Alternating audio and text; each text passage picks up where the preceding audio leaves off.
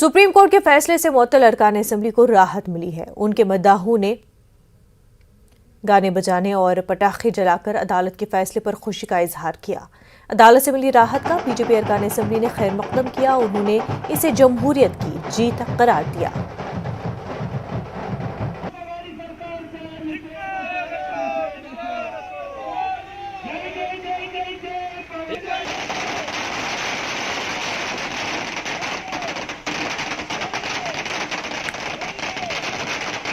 कि महाविकास आघाड़ी सरकार जिस तरह से कानून को ताक पे लेकर चल रही थी, सुप्रीम कोर्ट के आज के आदेश के बाद लोकशाही पद्धति में मूल्यों को किस तरह से रखना, ये शायद अब सरकार सीखेगी। निश्चित ही इस निर्णय का हम स्वागत करते हैं और बार बार सरकार को कोर्ट के अंदर से फटकार लग रही है, महाविकास आघाड़ी ने इस पर सोचना चाहिए।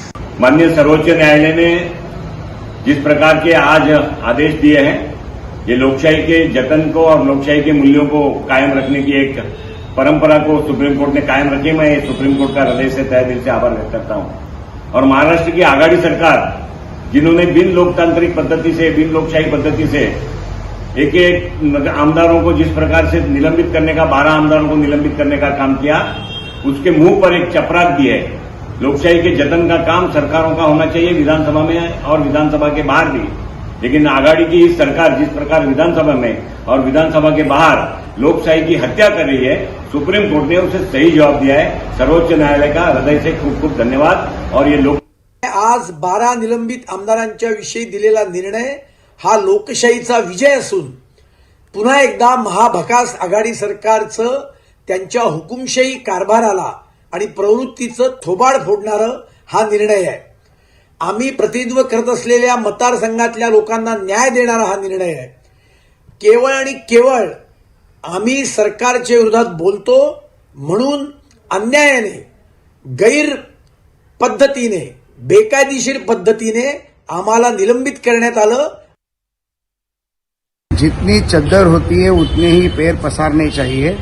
आज न्याय देवता ने जो निर्णय दिया है, ये सरकार को एक लाफा मारने के बराबर है, क्योंकि ये सरकार पूजा भाव से काम करती है। फिर से एक बार सुप्रीम कोर्ट के निर्णय के बाद सिद्ध हुआ, जिन 12 आमदारों का निलंबन रद्द हुआ है, उनको मैं मनपूर्वक बधाई देता हूं। और ये सरकार को बताना चाहता हूं कि सरकार कायदे से चलती है, कायदे को हाथ में लेकर सरकार नहीं चलती। ये फिर से एक बार सिद्ध हो चुका है।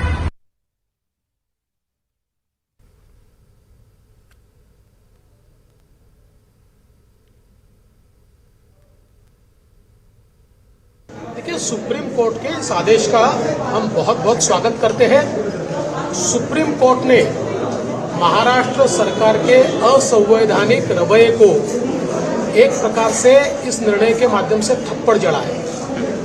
जिस प्रकार से एक स्टोरी तैयार करके ये 12 लोगों को सस्पेंड कर एक अननेचुरल मेजॉरिटी तैयार करने का प्रयास सरकार के माध्यम से किया गया था, उस प्रयास को केवल अनकॉन्स्टिट्यूशनल नहीं, इल्लीगल और इर्रेशनल भी सुप्रीम कोर्ट ने कहा है।